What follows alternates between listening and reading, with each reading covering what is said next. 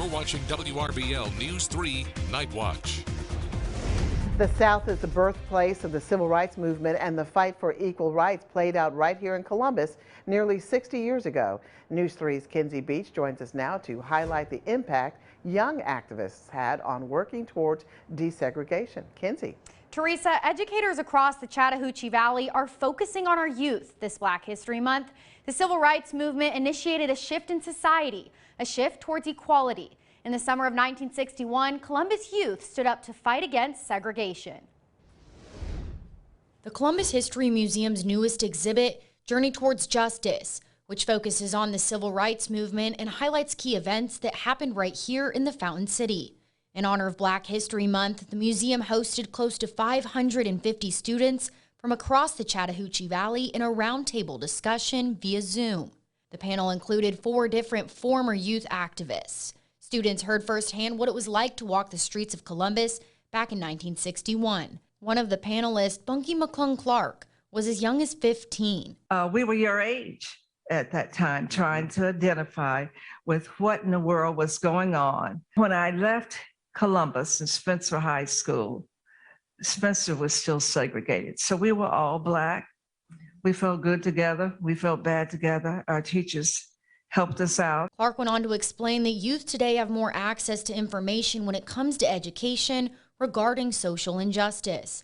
Educational specialist Lucy Cassier with the Columbus Museum says kids are never too young to have an open and honest conversation about race and how it affects our society. Children as young as 6 months have been documented to recognize and react to racial differences in their caregivers.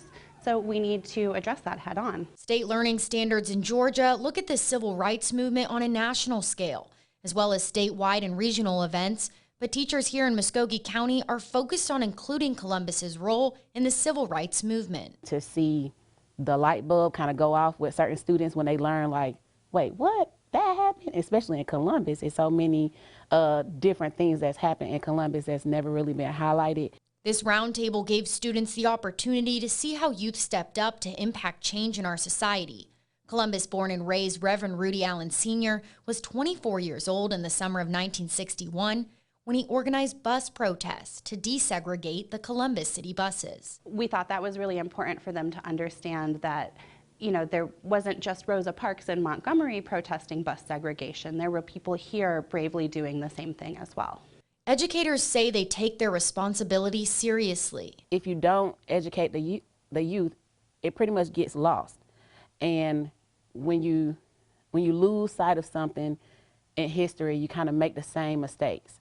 You can't break a cycle until you teach them how to break a cycle.